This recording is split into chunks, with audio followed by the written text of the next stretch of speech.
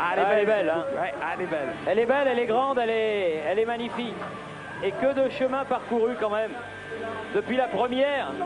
Et Jean-Philippe Durand veut dire un mot. Oui, je voudrais juste dire que ce soir, c'est un groupe très solidaire qui a gagné. Mais il ne faut pas oublier ceux qui ont fait un bout de parcours avec nous, que ce soit Manu Amoros ou Jean Fernandez qui était notre entraîneur au début. Voilà, je les salue, à bientôt. Oui, c'est sympa. C'est vrai, il ne faut pas oublier non plus Bernard Casoni qui a fait le tour d'honneur. Il ne faut pas oublier non plus Pascal Olmeta. Jean-Marc Ferreri également. Jean-Marc Ferreri qu'on a vu porter la coupe. Et puis il ne faut pas oublier non plus que cette équipe de l'Olympique de Marseille, elle est venue à maturité au fil des années. Elle va sans doute remporter son 5e titre de champion. Et je crois qu'il faut aussi associer, du reste il a été donné l'accolade à son président, il faut aussi associer Jean-Pierre Papin à cette affaire parce qu'il a été quand même Marseillais pendant 6 ans et il en a marqué des buts pour l'Olympique de Marseille. Alors, on va aller faire un tour du côté de Marseille, cette fois, retrouver Hervé Matou. Hervé. Toujours la même folie, Roger, des milliers de personnes. Maintenant, regardez ces images de Jean-René Bleu. Le vieux port de Marseille est totalement envahi. Alors, on a entendu parler les joueurs, on a entendu parler l'entraîneur. On va peut-être entendre quelques supporters qui ont vécu ce match avec nous. Par exemple, monsieur, comment vous avez vécu ce match historique? C'était magique, hein. On a passé des moments, on n'y croyait pas, mais c'est arrivé. C'est extraordinaire. On n'y croyait pas, mais quand même, moi j'ai trouvé vraiment la salle très confiante. Le Marseille était presque favori à vos yeux. On a eu peur jusqu'au bout, on pensait pas. Non, franchement, au départ, on n'était pas favori, quoi. C'est ça, hein. Milan est une machine à gagner. On était parti confiant, mais pas favori.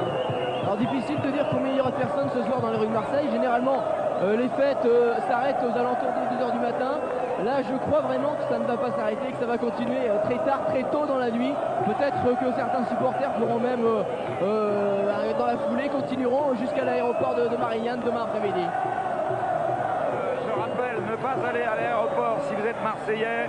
N'allez pas à l'aéroport cette nuit, ça ne sert à rien. Les Marseillais, vos Marseillais rentreront demain en fin d'après-midi. Thierry, on a peut-être encore des images à proposer. Je demande du côté d'Yves Kupferman plutôt qui coordonne cette soirée aux côtés de François-Charles Bidot. Alors peut-être des images avec le but. Avec ce but que l'on va voir et revoir, le but de la 43e minute. Ce qui est extraordinaire, c'est que les Marseillais ils n'ont obtenu que 2 corners dans ce match, un par mi-temps. Et c'est sur celui-là, le premier, celui de la 43e minute, qu'ils ont marqué au moment idéal de la partie. Parce que vous savez, on a tendance à dire qu'il faut marquer juste avant la mi-temps et juste après. Et bien là, Basile Boli s'était levé plus haut que tout le monde. Et il a marqué ce but à la 43e minute, c'est-à-dire 2 minutes avant la mi-temps. Et quand on a la défense de l'Olympique de Marseille, cette défense qui s'est façonnée au fil des années avec des garçons qui sont arrivés comme Boli, comme De Sailly, comme Dimeco, comme le jeune gardien Fabien Barthès, eh bien on tient le coup et elle l'a prouvé cette défense en tenant le coup et en gardant ce but d'avance pendant toute la partie, malgré une partie très dure, une partie que Bernard Tapie a qualifiée de partie d'homme et c'est vrai. Je le répète, c'était un match d'homme. Alors Thierry, on disait, et moi je le soutiens depuis le début de cette Champions League, d'abord c'est une formule qui a formidablement bien réussi à l'Olympique de Marseille et surtout à TF1 puisqu'ils nous ont maintenu le suspense jusqu'à la dernière journée de qualification, la 6e journée. Et quand Bernard Tapie m'a posé la question hier, je lui ai dit, il n'y a pas de raison que ça aille pas jusqu'au bout. Et on avait raison, je crois, d'être optimiste. Oui. Mais alors il y a eu 2 phases quand même. Ce qu'il faut expliquer, c'est que pendant la période où nous avons vu les joueurs, disons que jusqu'à hier soir, ils étaient relativement décontractés. Et puis jusqu'au milieu de l'après-midi, ça a été à peu près aussi. Et puis là, j'arrive plus à parler, j'ai tellement hurlé pendant le match. Là, pendant 1h30, eh bien, ils ont eu cette conférence, ce briefing de leur entraîneur, Raymond Goethals, ainsi que de Bernard Tapie. Et là, je crois qu'on a resserré un petit peu les vis. Raymond Goethals leur a expliqué qu'ils ne jouaient pas contre n'importe qui et qu'il fallait vraiment faire leur boulot jusqu'au bout. C'est ce qu'ils ont fait. Peut-être qu'en régie maintenant, on a des images de la caméra isolée avec, je ne sais pas, peut-être un duel ou bien le match d'Abedi Pelé, s'il est prêt. Abedi Pelé qui a été extraordinaire. C'est-à-dire qu'ils ont tous été extraordinaires, mais Abedi en particulier. Oui, et Bernard Tapie d'ailleurs nous avait précisé de la qualité du jeu d'Abedi Pelé dépendra probablement de beaucoup le résultat de ce match. Et là, encore une fois, on ne peut que lui donner raison. De même qu'à Raymond Goethals, qui avait fait beaucoup travailler le jeu de tête hier pendant une demi-heure, notamment à Basile Boli, qui était déchaîné sur toutes les têtes. On se disait pourvu qu'il lui reste du jus pour cette finale. Eh bien, il en avait même à revendre, et puis ça a servi au bon moment. Il me semble que j'ai gagné du reste un petit pari avec le bon président de l'Olympique de Marseille, qui me semble avoir marqué dans son bureau sur un morceau de papier Olympique de Marseille 1, Milan AC 0. Oui, et vous aviez précisé Boli ou pas? Pas prêt. Ah ben non, faut pas exagérer quand même, c'était déjà pas mal. Alors, on va redescendre peut-être du côté des vestiaires. Pascal Pro, Jean-Michel Larquet. Et je suis tout seul pour le moment parce que les Marseillais sont en train de prendre la douche, ils sont en train de chanter, et puis c'est vrai qu'on va pas quand même y aller toutes les 5 minutes, donc on va attendre quelques instants, je pense, parce que on ne peut malheureusement pas pénétrer dans le vestiaire. L'UEFA nous interdit d'avoir nos caméras dans le vestiaire, sans quoi avec nos micros nous ferions des interviews. Donc on est obligé d'attendre un petit peu. Ici on est à 5 mètres du vestiaire marseillais. Ouais, mais on attend, Roger. Oui, comptons sur Mathieu Dupont, qui est peut-être avec sa caméra indiscrète à l'intérieur de ce vestiaire pour nous ramener quelques images d'ambiance de cette joie des Marseillais qui doivent faire la fête dans ce vestiaire. Je sais qu'on avait emmené un petit peu de bière à boire, mais à mon avis on avait caché le champagne quelque part, et j'ai le sentiment qu'on doit être plutôt en train de boire du champagne là pour arroser cette victoire. Alors je n'ai toujours pas de nouvelles d'Yves Fermin qu'en régie, donc il faut me dire si des images sont prêtes ou pas à partir pour alors peut-être un tour du côté de Marseille maintenant. Ah, caméra isolée de Bokchich, voilà, il suffit de demander. Thierry, vous êtes aux commandes? Oui, Alen Bokchich qui s'est beaucoup battu sur tout le front de l'attaque face à Richcard notamment, et qui n'a pas eu beaucoup d'occasions devant. Il n'en a eu que deux véritables occasions. Et Alen Bokchich a été quand même un danger constant, mobilisant la présence autour de lui, vous le voyez, de 3 ou 4 Milanais, lorsque ceux-ci voyait le Croate en possession du ballon. Là, c'est le lob qu'il a tenté et qui est passé juste au-dessus du but de Rossi. Regardez cette bagarre avec c'était un match Paolo Maldini. Ah, c'était vraiment, ça c'était la bonne expression, ce qu'a dit Bernard Tapie, vraiment un match d'homme. Et là, un coup de Baresi dans le feu de l'action, avec Alen qui reste au sol. Il a pris beaucoup de coups, Alen Bokchich. Oui, Thierry, on a le président Silvio Berlusconi qui nous rejoint. Oui. Et je pense qu'il va donc répondre aux questions de Pascal Pro. Merci, président, de votre visite. Voilà, moi je suis ravi je ne sais pas s'il m'entend, de retrouver Silvio Berlusconi. On a travaillé ensemble. Roger Zabel. Isabelle, comment allez-vous? Ça va bien. Je voulais voir dans une occasion plus sympathique pour moi. Oui, moi je ne peux pas vous dire que j'aurais été ravi de vous voir gagner cette Coupe d'Europe ce soir, puisque vous savez qu'en France c'est un événement. Évidemment. Alors cette défaite, puisque c'est la victoire de l'Olympique de Marseille, cette défaite du Milan, j'imagine qu'elle a dû faire beaucoup de peine de votre côté dans les vestiaires. Ça doit être la tristesse en ce moment. Oui, sans doute. On n'avait pas l'habitude de perdre une finale, mais en effet on est également content parce qu'on a disputé une belle Coupe d'Europe avec 10 victoires, et ça c'est un record qui restera dans l'histoire de notre société. Je pense que aussi ce soir on a disputé un bon match. On a eu 5 occasions dans le premier temps et on les a perdues, et dans le football, il ne faut pas. Silvio, il y a eu un incident avant la rencontre avec Guy qui est venu nous voir et qui visiblement n'était pas content parce qu'il n'était pas sur la feuille de match. Qu'est-ce qui s'est dit entre vous? Rien, il avait des conditions physiques que notre équipe de médecins a jugées pas au maximum, et c'est seulement pour ça qu'il est resté dehors. Président, vous avez dit que vous aviez l'habitude de gagner, toujours gagner. Est-ce que dans la défaite, Milan va rester le grand Milan? Est-ce que ça va vous apprendre peut-être à repartir sur un meilleur pied? Oui, on a encore dans cette saison une victoire à rejoindre, c'est la victoire dans le championnat italien. Il nous manque 2 matchs encore, nous avons 4 points sur la deuxième qui est l'Inter de Milan. Et c'est nécessaire pour nous de conclure bien la saison pour nous représenter en Europe l'année prochaine. Président, une dernière question et on vous laisse à vos supporters et à vos joueurs.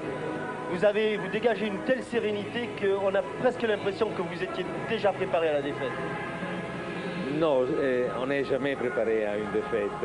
Mais quand la défaite arrive, il faut avoir vraiment une sérénité. Je l'ai, je vous l'assure, je l'ai.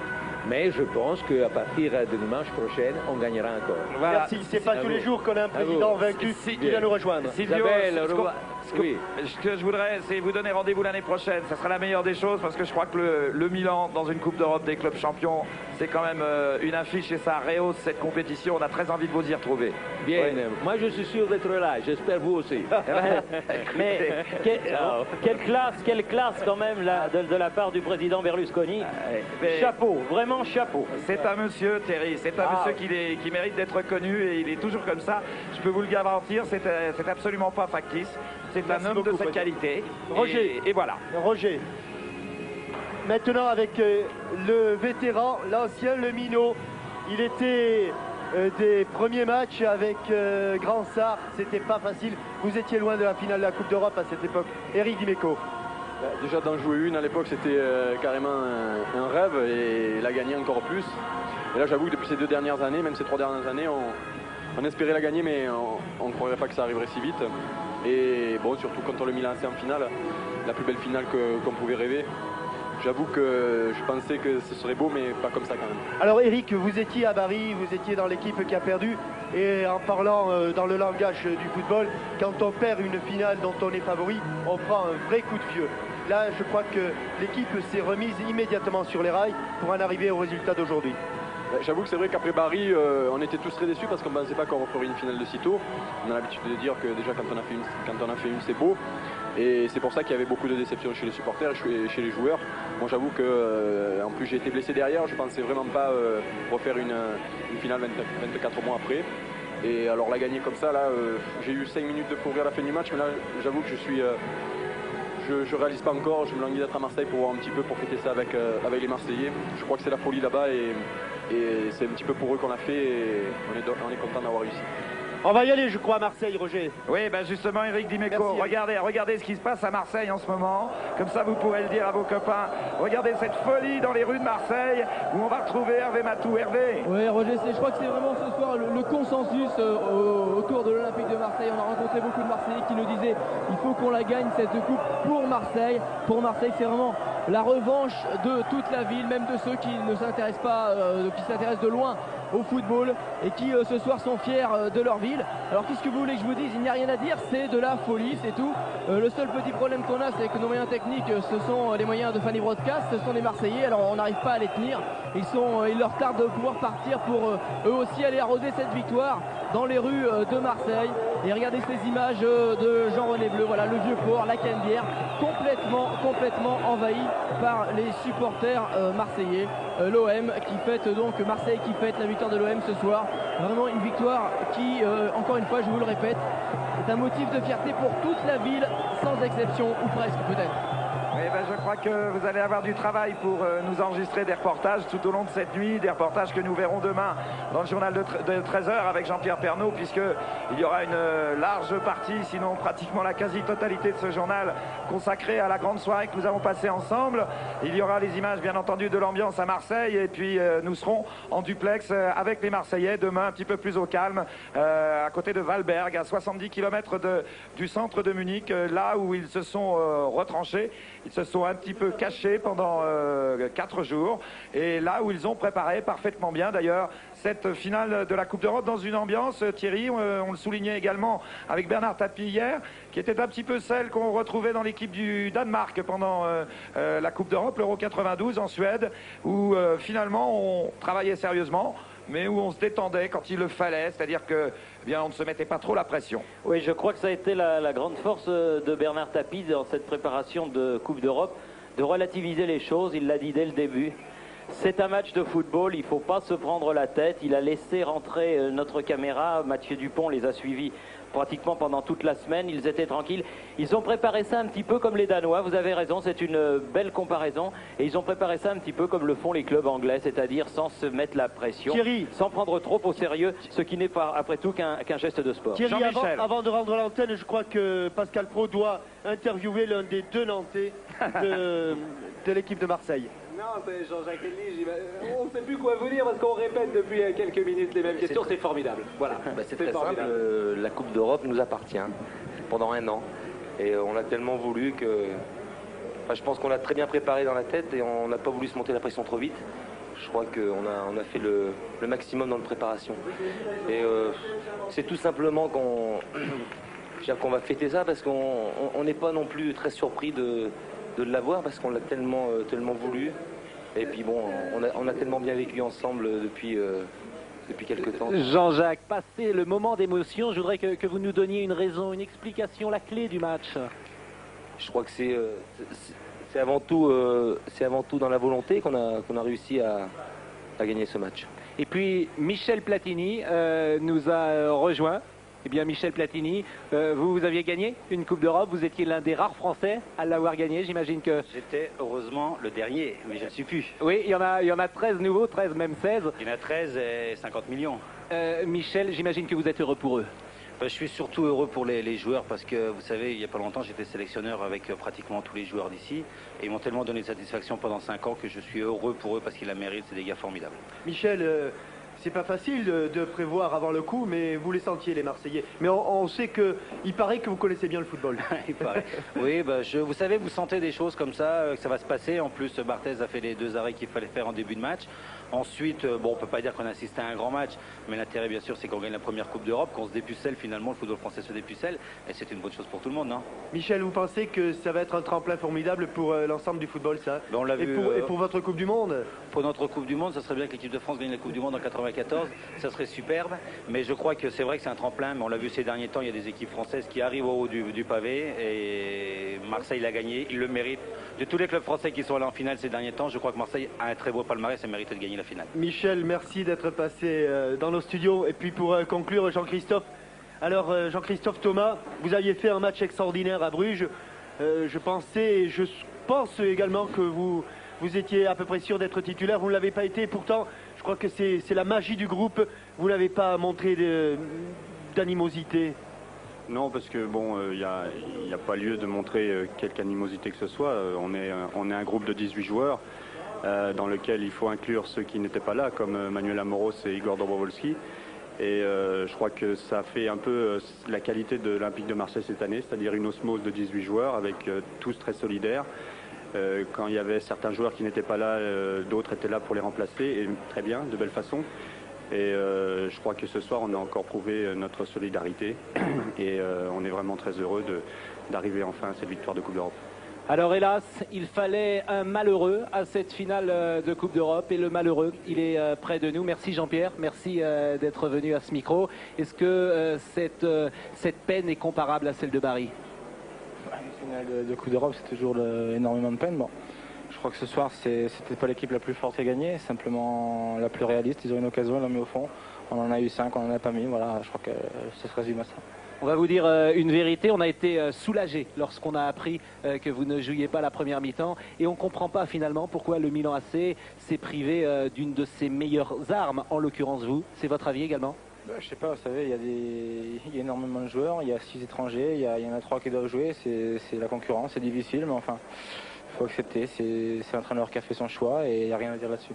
Racontez-nous comment s'est passé le retour au vestiaire, est-ce que les joueurs milanais étaient abattus? Disons qu'on est tous déçus, c'est sûr, mais enfin je crois qu'ils ont traversé des grandes étapes, ils ont gagné des coupes aussi, et je crois qu'une défaite, c'est pas comme nous à Bari, quoi, c'est pas la même chose. Oui, c'est pas la même chose, Jean-Pierre. On a l'impression que votre peine n'est pas la même que celle de Bari. Vous aviez été 5 ans avec l'Olympique de Marseille, là vous êtes resté simplement 1 an au Milan AC, vous n'avez pas joué tous les matchs, vous n'êtes pas attaché à ce club évidemment comme vous l'étiez à l'OM. C'est sûr que je viens d'arriver, mais enfin, je veux dire, ce qu'on avait fait à Bari, on s'était qualifié, on avait battu Milan, on avait battu les grandes équipes. Et puis on était tellement sûr de nous qu'on s'est planté, qu'on n'a pas su aller jusqu'au bout. Cette fois-ci, on était tellement plus fort et je vous dis, ils ont une occasion, ils la mettent au fond et nous, on ne l'a pas mis au fond. Sincèrement, Jean-Pierre, est-ce que ça vous aurait gêné d'égaliser? Non, pas du tout. Si j'avais pu, j'aurais fait volontiers. Et vous vous rendez compte, si vous aviez privé la France d'une Coupe d'Europe, ça doit être un dilemme terrible. Comment on se prépare pour un match comme ça? C'est pas un dilemme terrible, je veux dire, je porte les couleurs du club qui s'oppose aux Français. Je dois jouer pour ces couleurs, c'est tout, il n'y a pas de sentiment à avoir. Mais vous êtes heureux pour eux? Oui, absolument, je crois qu'ils l'ont mérité. Ça fait longtemps qu'on avait été très loin, jamais été jusqu'au bout. Et bon, cette fois-ci, ils l'ont gagné, tant mieux. C'est fait maintenant. Merci Jean-Pierre. Tout ce qu'on vous souhaite, c'est de la gagner. C'est de la gagner un jour. C'était votre deuxième finale de Coupe d'Europe. Elle est perdue, mais vraiment, on souhaite que vous la gagnez, si possible avec un club français. Mais c'est mal parti, hein, vous allez rester avec le Milan AC. Je pense que je vais rester avec le Milan AC. Merci Jean-Pierre Papin. Voilà, et puis ce qu'on peut souhaiter aussi, puisqu'on l'a souhaité à Silvio Berlusconi, c'est de retrouver Jean-Pierre Papin dans cette Champions League l'année prochaine. Il va être l'heure maintenant de nous quitter. Thierry, non sans avoir remercié toutes les équipes techniques de TF1, de Chanel, qui se sont mobilisées pendant 3 jours pour cet événement, pour le journal télévisé avec Patrick Poivre d'Arvor, pour Coucou c'est nous, pour tout ce que vous avez vécu au cours de l'après-midi chez Dorothée. Et puis Thierry, je crois que c'est à vous que revient le mot de la fin, parce que vous êtes la voix du football et il faut conclure et sur les images de la remise de la coupe. Je suis un petit peu comme vous, hein, j'ai plus beaucoup de voix, mais je crois qu'effectivement c'est un grand jour. On le disait ce midi dans le journal de l'autre JPP. Ce 26 mai pourrait bien être historique. Eh bien, il l'est devenu. Ce 26 mai, il l'est devenu par la magie d'une équipe, par la magie d'un match de football. C'est vrai qu'il faut relativiser tout. Il y a des choses beaucoup plus graves dans l'existence. Mais quand même, gagner une Coupe d'Europe après 38 ans d'attente, croyez-moi, ça fait plaisir. Merci Thierry. Bonsoir à tous et à toutes sur ces images de la remise de la coupe à Didier Deschamps. Merci et passez une bonne fin de soirée sur TF1. On se retrouve dès demain, 13h, dans le journal de l'autre JPP. Bonsoir.